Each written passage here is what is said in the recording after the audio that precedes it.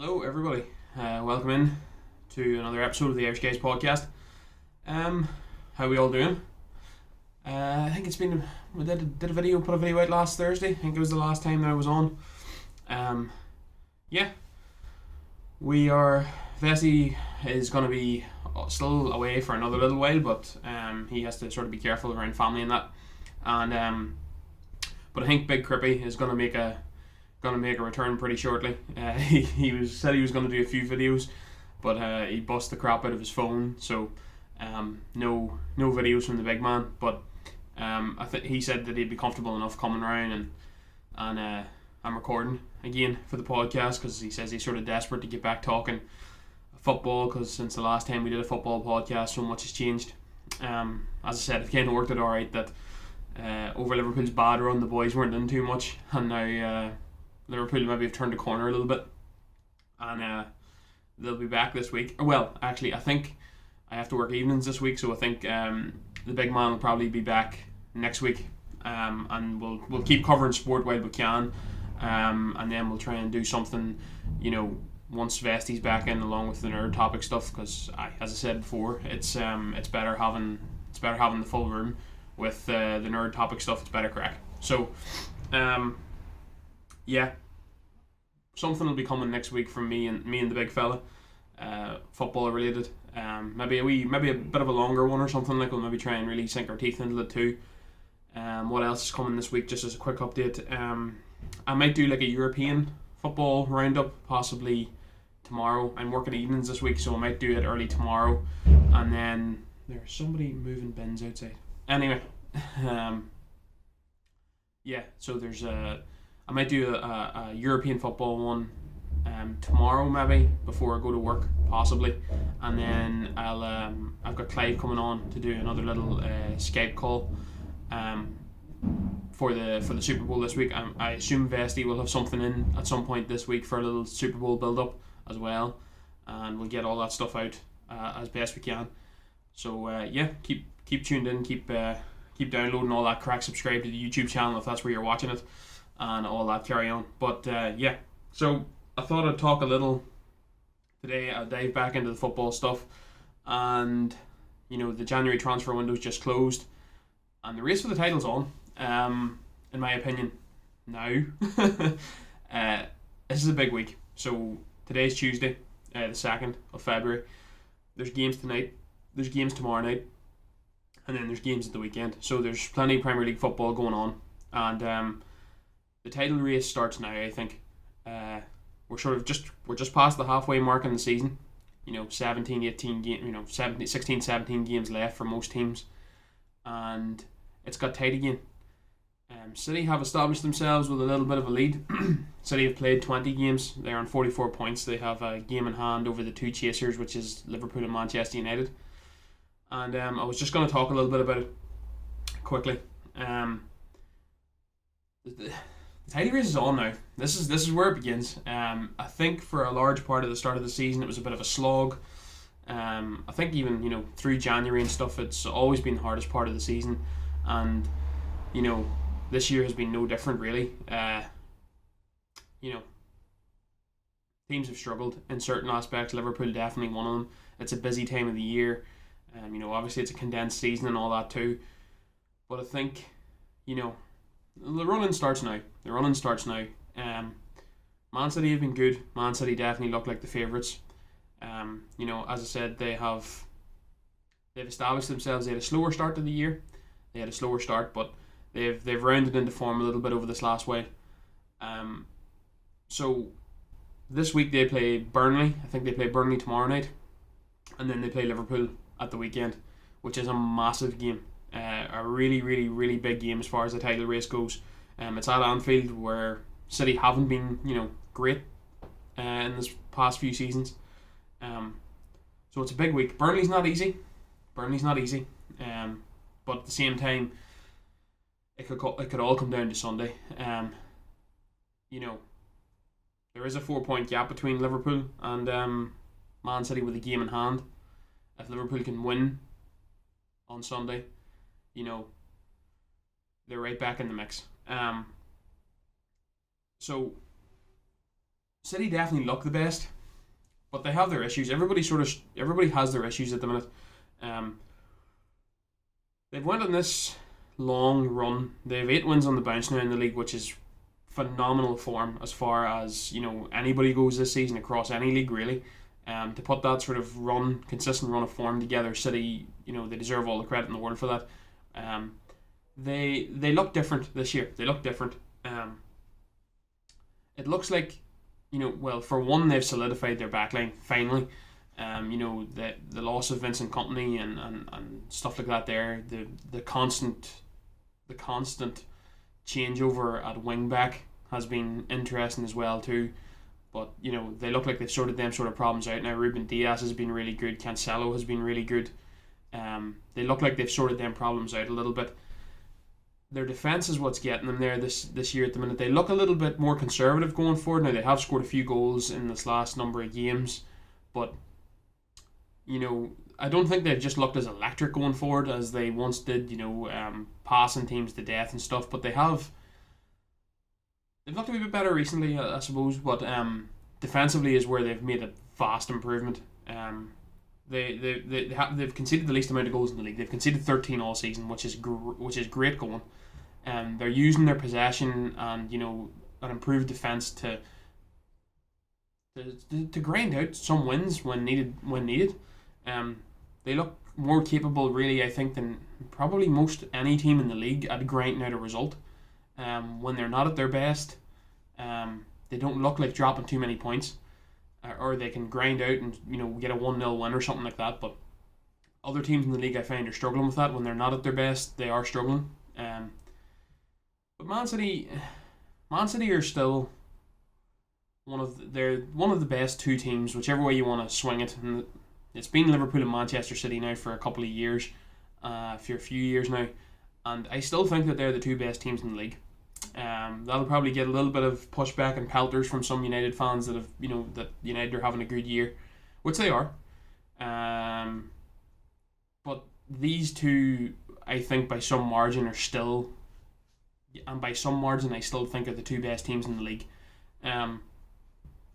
As I said, their defense has improved vastly. Ruben Diaz has definitely made an improvement, but they did struggle earlier on, especially in some bigger games earlier on in the season.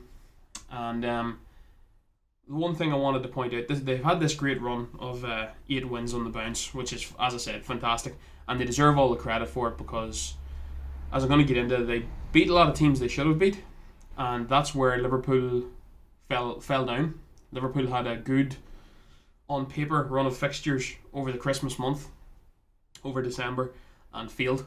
They went on they just had bad form at the wrong time and struggled at the back, struggled for scoring goals, and they didn't beat the teams they should have beaten. Now, I think there's been reasons for that. Chopping and changing partnerships at the heart of your defence isn't going to help. Having to move players from midfield into that defence to sort it out probably weakens your midfield as well. Injuries. But yeah, so 5 of the last 8 wins that City have had have been against Sheffield United, West Bromwich Albion, Aston Villa, who've been good this year, but you would expect City to beat, Palace and Brighton. So that's their last 5 wins. All games that you would normally expect City to win. Prior to that, they beat Chelsea, Newcastle, and Southampton. So that's been their 8 wins. Chelsea's the big team in there. Now this was Chelsea that sacked Frank Lampard. This was quite some time ago, maybe the start of December. And they beat them handily enough. So, Man City have been on a good run. They have put wins together, and you can't take it away from them. They've beat the teams that are in front of them. They beat the teams that you would expect them to beat, but they did beat them, and that's where other teams have fallen down this season. They're not giving up. They're solidified at the back, and that means they're not giving up too many chances. Maybe when they're only winning 1-0 or winning by a 1-goal margin. In past seasons, especially last season, when Fernandinho had to play in there, and it was a wee bit of chopping and changes at the back for them too, they would drop points. They would give up chances. Rodri wasn't as good, stuff like that. So they would give up chances. And teams could take them, and then they would end up dropping points. They could still score goals, no doubt, But I think they even scored more goals than Liverpool did in the league last year. But at the same time, they were giving up higher quality chances, and that was causing them to go a goal down or having being 1-0 up and conceding late on. So that defence has now been solidified, so they're giving up less chances, and you're not going to get many against Man City anyway because of the way they retain the ball. So when you get them, you have to take them, and if you're not getting too many, and now their defence has improved, these games where they could maybe you think that they're maybe going to drop points, or maybe it's just not their day, or they're struggling a little bit. They're not like the worst thing that happens, especially for some of the big teams, is it's 0-0 55 60 minutes into a game and the other team scores. It just in that period of the game where a weaker opposition side starts to tire. Now they've got a goal, they get a second wind, and maybe you do get a goal back, but it's a complete slog and a complete grind. It's hard work. It gives them a boost, and they can take points off you. As I said, City are shoring that up a little bit, and at this moment in time they're definitely the favourites to win the league. They look the most complete of the teams, and they do look like they can win it. But as I said, they do have Burnley this week, midweek, and then they have to go to Anfield. So a negative defeat or a negative result at Anfield will bring Liverpool right back into the mix, I think. So it's a big week as far as the Premier League goes. Man City definitely don't want to be dropping any points against Burnley. I don't know. I think it is at Turf Moor. It might be at Turf Moor. Need to double check that. But if it was the Etihad, you'd expect them to win. At Turf Moor might be a little bit different. But they definitely need to get a positive result tonight. They don't want to maybe get a draw or something like that and then have to go to Anfield with the chance of Liverpool rightly catching them up again. But look, I think at some point, the one thing that has been consistent about this season, I did a video last week, or it all blends into one, but I did a video recently on my thoughts on what's going on in the Premier League this year. And the one thing that has been quite consistent, even throughout Europe and the other top 5 leagues and within England, is the only thing that's consistent is a little bit of inconsistency. Now Man City are breaking the mould a little bit on that. I suppose Atletico were too in Spain. But I don't think it's possible for Man City to go on a run like they did, was it 2018-19, when they won the league by a point. They didn't drop any points really in the second half of the season. They went on a streak of just winning games. Now they have been on a good run, but as I said, 7 out of the 8 teams there you'd expect Man City to beat, and you have to give them credit. But I do think that there's going to be a blip at some point here. They're going to have a bad run of games. I don't think that any team's good enough across Europe this season to just win out or drop very few points. And that's a problem again. I'll get on to talking about the 2 other teams that I think that are in the mix, but they have to be close to flawless, just more so than Man City. I don't think that, as I said, I don't think that Man City can go on just a streak of games to round out the season. There will be a hairy patch, some point in this season, in my opinion. KDB's now out, at least another few weeks before he returns. So their main creator now, Phil Foden, stepped up and done well this year. There's other guys. Gundogan's actually had a bit of a resurgence. He's playing well. But KDB's out, and just maybe in some game where you're just lacking that little bit of creativity, is maybe where you could drop points. So he's out for the next few weeks at least. They have Aguero returning, but he's got this chronic knee issue where he needs fluid drained out of it all the time, and he had COVID obviously for 2 weeks. He tested positive, so it could be another 2-3 weeks maybe possibly before he's back up to speed and going. So it'll be interesting to see where he's at. But it'll be difficult. I think that there's going to be a difficult patch for them at some point. In their next few games, following Burnley and Liverpool, they have Swansea in the FA Cup. They then have Spurs, Arsenal, West Ham, and Manchester United. So they have a tough run of fixtures there. They have a tough little run, and I don't think that they're going to come through that unscathed. Somewhere along the lines, I think they'll end up dropping points. As I said, Burnley, Liverpool, Spurs, Arsenal, West Ham, Manchester United. It's a tough little run there. A tough little run. And they'll drop points in there somewhere, I think. Maybe a draw at Spurs or something like that. And that can allow the teams that are chasing to catch them up a little bit. I don't think that they can go through. I don't think anybody's good enough to go through this period without just... They've got hard games there. Arsenal have looked better. Spurs are in a bad run of form a little bit at the minute, but maybe that could be a turning point or a corner for them to turn, and then they have a Manchester derby as well. So, and they have to go to Anfield. So it'll be interesting to see where it's at. Teams are going to have to put, as I said, I don't think anybody's perfect and going to be able to run the season out. But teams are going to have to put, runs of games together in order to compete at the top this year. They're going to have to put 4 or 5 wins on the bounce without losing any points. 4 or 5, maybe 7 games without losing, 5 games winning in a row, possibly, to get you back into it. But it'll be interesting. Man City are still the favourites, I think. They have their own smaller injury issues, but they're still ultra creative. They'll still create loads and loads of chances, and the thing is that they're good at the back. They're good at the back, which can get you there. Liverpool. So the Reds are still the first or second best team in this league. They're the defending champions, but it's been them and Man, as I said earlier, it's been them and Man City for this last 2 or 3 seasons now, and it's going to be them again this year, in my opinion. They are, depending on what way you look at it, the first or the second best team in this league this season, in my opinion.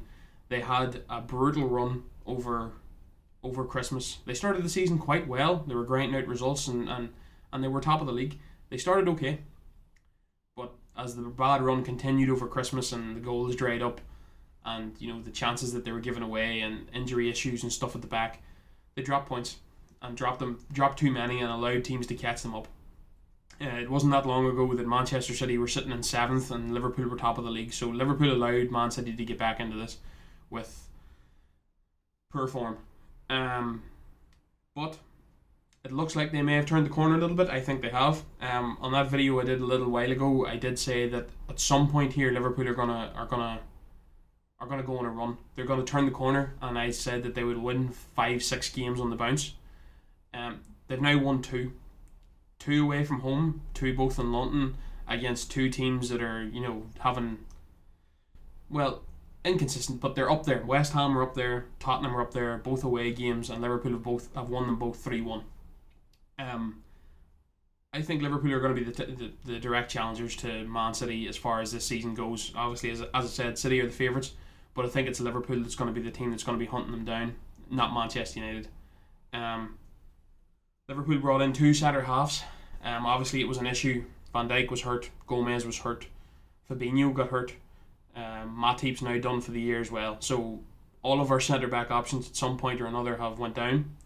Nat Phillips and Reece Williams have stepped in and shown glimpses at times of good form. Reece Williams earlier on in the season in the Champions League played well against Atalanta, and Nat Phillips has done a couple of good performances in the league against West Ham. But as I said, Nat Phillips was playing in the Bundesliga 2 last year for Stuttgart, and Reece Williams was playing for Kidderminster last season. So they're good players. They're not bad, but they're not ready yet, and they're not 2 players that you can rely upon if you want to charge at a title. We're really and truly, we're only one other injury away from them being a starting centre half partnership, and that's difficult. So that's why Liverpool went out and made the move. They got 2 centre halves in the door. They brought in Ben Davies from Preston. They brought in Ozan Kabak from Schalke. Now, I think Kabak's been on Liverpool's radar for quite some time now. I think they were quoted as like €40 million possibly in summer just past, and Liverpool sort of turned it down. They've now got him on a 6-month loan for $1 million and an option to buy for 18 or something come the summertime. So they've got him in the door. I think he was the big one. He was the one that they needed to get in. Somebody that's, has Schalke have been dreadful this year, to be fair, but somebody that looks like a player that can come in, be stable, Um, and he's younger. He's younger than Ben Davies. In fairness, Ben Davies is 24, 25. And but I think he's the one that they had their eye on. I think Ben Davies is just a body. But we need bodies at the minute. I think what they'll be aiming for is possibly a Kabak and Fabinho partnership at centre half, which means that Jordan Henderson can move back into midfield, which is sorely needed, really. In all honesty, we need that sort of anchor back there. Gini Wijnaldum's did a good job at it. James Milner's done okay. Thiago's done okay, but a little bit more physical presence in there from Henderson possibly. The ideal dream is that maybe Ben Davies and Kabak hit the ground running and they can partner up together. Ben Davies is a left-footed centre half. He can play on the left. Kabak can play on the right. Now this is the dream. I don't know if it'll actually happen, but if they did, then Fabinho can move back into midfield, which is sorely missed in there. He's one of the best defensive midfielders in the world, in my opinion, and he's missed in the middle of the park. But anyway, they've now aided their centre back issues. They've kind of been sort of just flying by the seat of their pants a little bit for the month of December in this last while. Any more injuries, Liverpool wouldn't have made any charge at the title, I don't think. Especially now with the Matip injury as well. So they've got players in. They now have options. You now have maybe the likes of Davies, Kabak, Henderson if really needed, Fabinho, Nat Phillips and Reece Williams. So it's not ideal, and I still think that with a weakened centre half partnership, Liverpool are going to give up the odd chance. This isn't going to be Liverpool of last season where it was 1-0s winning by a goal margin and stuff, where you didn't get much chances against them. They were so solid defensively. We're going to give up chances this year, and that then leads to the other end of the field. The goals dried up for a while. The lads looked a bit out of form, but we've scored 6-2 now, and I don't think we're going to see a run of form like the way the front three went through in December again the rest of the season. I don't think so. That was as bad a run as that front three have had in maybe their entire time at Liverpool, to be fair. So I don't think that at least, maybe somebody bounces in and out of form a little bit, but we have Diogo Jota coming back in the next couple of weeks. Shaqiri has looked good since he's come back in, and I don't think that you're going to see that bad a run from Liverpool again as far as the rest of the season goes. I don't think so. Not as far as our attacking. Maybe there's a game we don't score, but at the same time, that was all-time bad from Liverpool's front three. It was as bad as they've ever been for not scoring goals, and that's the worst they've been. So I don't think we're going to see that again to the end of the season. So we'll give up chances, but I think we'll start scoring goals now. Mane will round back into form a little bit. I think Salah will as well. But it's going to be down to them sort of fellas. They're going to have to score goals, because we are going to give up, no matter two new centre halves in or not, we're going to give up chances. We're still going to give up more clear-cut chances than we would be comfortable giving up. So it is on them fellas to score one and then put the game to bed. In games last season, we had score one and see the game out. Van Dijk and Gomez, Van Dijk and Matip would make sure Fabinho in midfield would the game would be shored up and we'd get out of there with the 3 points. It's now on the front three and the attacking players. Thiago is a creator as well to make sure we get that second goal and put the game to bed. We can't really afford to be going into the last 15 minutes 1-0 up. So Liverpool have to get a lot of things right to really press Manchester City for this title charge. I'd say they're second favourites at this point in time, but as I said, I think that there will be a run of games here. I think Liverpool might beat them at Anfield. I think Liverpool might beat Manchester City at Anfield, and it will draw them right back in as far as the points go. So I think that they can make a good solid attack on the title, but they need a lot more things to go right for them. I think City can grind out more results. They can be more solid defensively, but I think Liverpool can make a go with this. I think they can. I think we'll improve attacking wise, and it's a big game on Sunday. It's a big game. If Liverpool can come out of that with 3 points, it'll be a momentum shifter. hopefully, in my opinion, or hopefully for me anyway, that we beat Brighton during the week here, and go into the game against City on Sunday. And if you come out of that with 3 points, you've won 4 in the bounce, and it's game on as far as the title race goes. So it should be interesting. It should be very, very interesting. As I said, especially with that run of games that City have coming up, which are difficult. Liverpool is a little bit difficult too. They have Brighton, City, then Leicester and Everton, which is tight going, but it's definitely not as hard as Spurs, Arsenal, West Ham, and then Manchester United.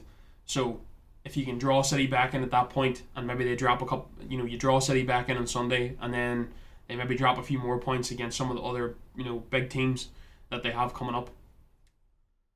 It'll be interesting to see where it goes. Also, you have the return of the Champions League this month, and it'll be interesting because I think actually there's been some talk of what's happening with Liverpool's game against Leipzig. The German government's not allowing Liverpool in or something as well, so it could be put back, or there's going to be a whole hassle around the Champions League too. God knows, but that could be a thing too. A team that maybe has to try and fight on two fronts, which could struggle a little bit. Right, the wild card, Manchester United. Are Manchester United in the title race? They are, because they're right up there. I think it's going to come down to these three. I think these three have now sort of slightly separated themselves from the rest of the pack a bit. Spurs' form has dipped off. Chelsea's form did dip off before they sacked Lampard. Arsenal have came back into it, but I think they're too far back. And then you have the likes of maybe possibly Leicester, maybe possibly Everton, West Ham. They're all down there, but I don't think they're going to mount. They're inconsistent as well, and I don't think they're going to mount a sustained title challenge either. So, United. United. They're a weird team.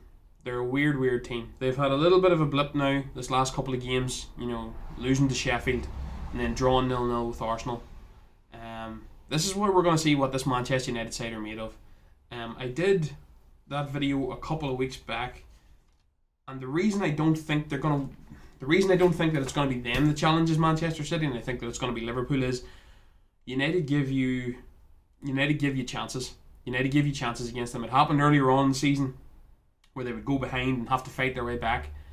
But now maybe just the attack looks a little bit, out of form, maybe a little bit out of sync.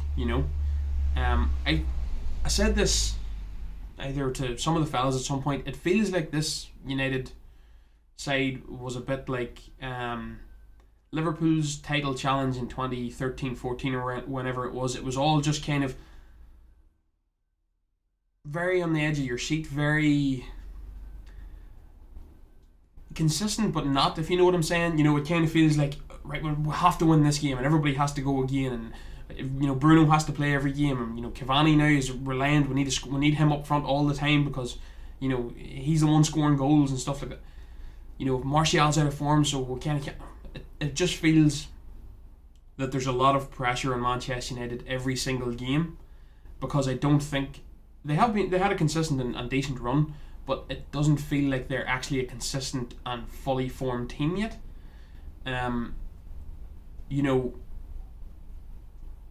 They just, I don't know what the best way to describe.